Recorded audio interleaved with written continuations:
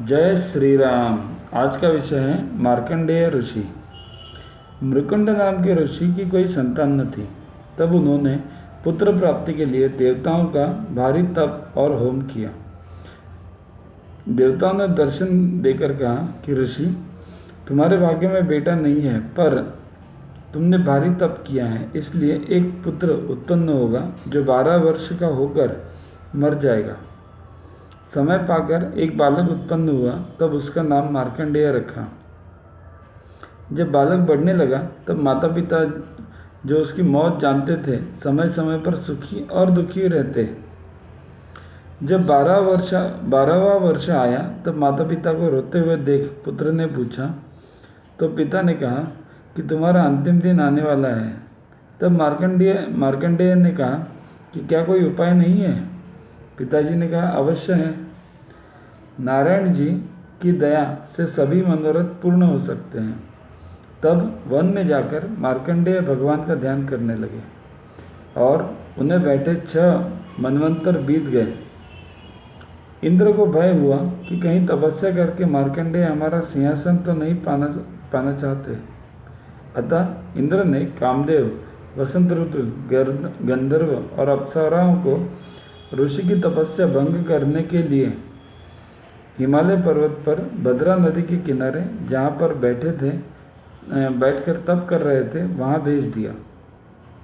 काम की सेना पूरी ताकत लगाने के बाद भी मार्कंडेय की तपस्या भंग नहीं कर पाई। इंद्र लज्जित होकर मार्कंडेय ऋषि के दर्शन करने चले गए। तब भगवान नारायण ने इन्हें चतुर्भुज रूप में दर्शन देकर कहा, तू एक कल्पांत तक जीता रहेगा। लेकिन वह पुनः तप में लग गए। तब फिर नारायण वरदान देने के लिए प्रकट हुए। तब ऋषि ने कहा, महाराज, हम आपकी माया का थोड़ा से कौतुक देखना चाहते हैं। तब भगवान ने कहा कि आज से 7वें दिन देख सकोगे। महाप्रलय के दृश्य को प्रत्यक्ष देखा जब भगवान बाल रूप यानी 12-13 दिन की अवस्था में बरगद के पेड़ के पत्ते पर देखा, तब निकट जाकर उनकी छवि देखने लगे। तभी बालक के श्वास के साथ ही मछली की तरह वह उनके नाक में घुस गए।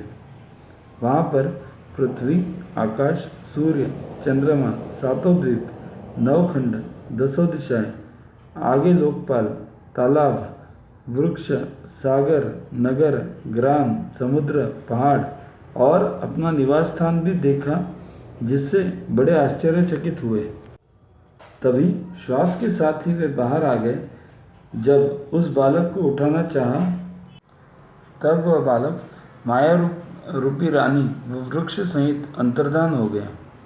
मार्कंडेय ने अपनी समझ में जो करोड़ों वर्ष तक माया कौतुक देखा था, लेकिन यहाँ अभी 2 घड़ी से ज़्यादा समय नहीं हुआ था। माया समाप्त होते ही उन्होंने अपने को निज आश्रम पर देखा।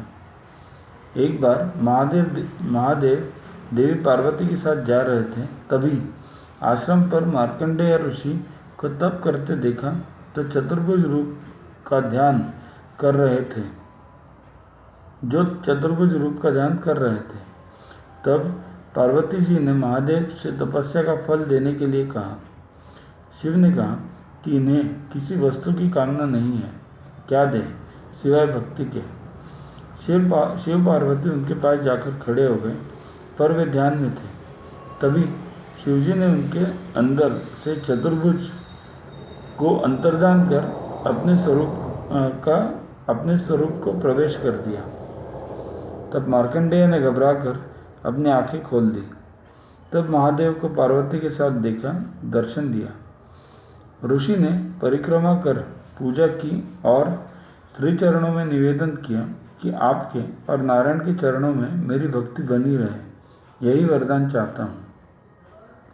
तब शिवजी ने कहा, मार्कंडेय, तुम्हें कल्प तक चिरंजीव रहकर कभी बूढ़े नहीं होगे।